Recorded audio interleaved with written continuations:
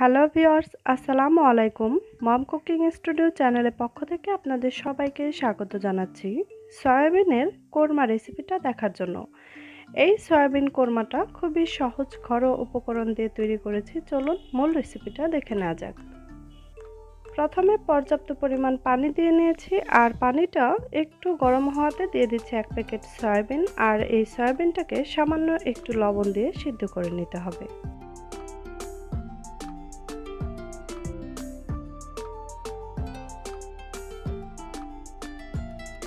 তো সিদ্ধ করে নেওয়ার পর আমি এখন একটু চিপে চিপে পানিটা বের করে নিচ্ছি, আর আমি কিন্তু ঠান্ডা পানি দিয়ে ধুয়ে নিয়েছি।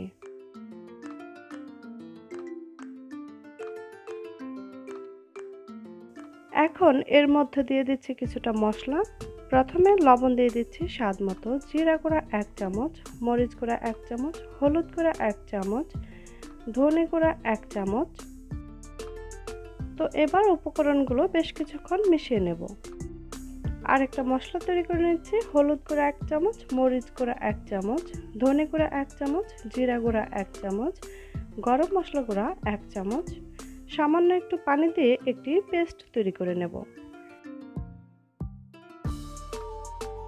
এবার ফ্রাই প্যানে সামান্য একটু তেল দিয়ে আমি কিছুটা পেঁয়াজ ভেজে উঠিয়ে নিচ্ছি।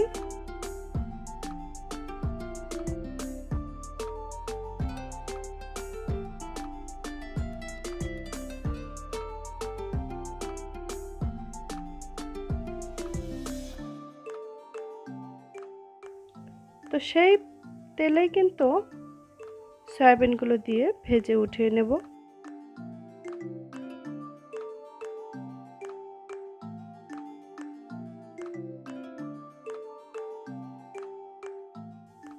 এবার আরও কিছুটা তেল দিয়ে তারপর দিয়ে দিচ্ছি এখানে গরম মশলা, এলাচ, দারচিনি, লবঙ্গ এবং তেজপাতা।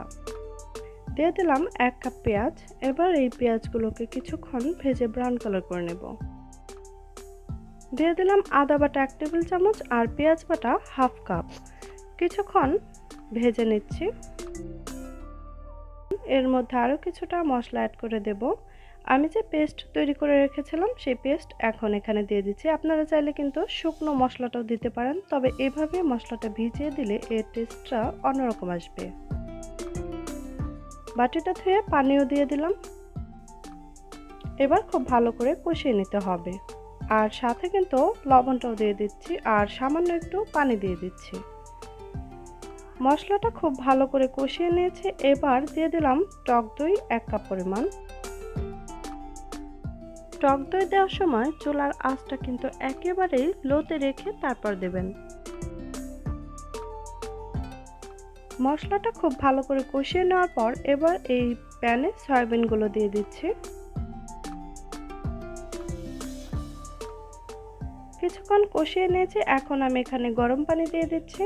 ঝোলটা যতটা পরিমাণ রাখবেন ততটা বুঝে পানি দিতে হবে।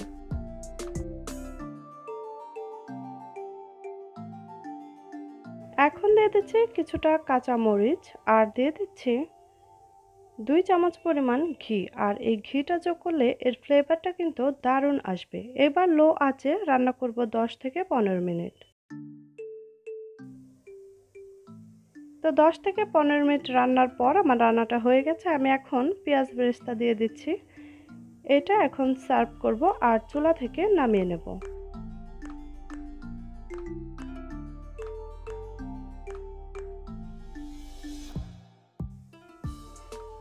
খুবই সহজভাবে তুলে ধরলাম সয়াবিন কোরমা। এটা খেতে এতটাই স্বাদ যে রান্না করবেন সয়াবিন আর খেলে মনে হবে গরুর মাংস। আশা করছি আমার রেসিপিটা ভালো লেগেছে। যদি ভালো লেগে থাকে অবশ্যই একটি লাইক দিয়ে যাবেন। সবাই খুব ভালো থাকবেন, আমাদের জন্য দোয়া করবেন। আল্লাহ হাফেজ।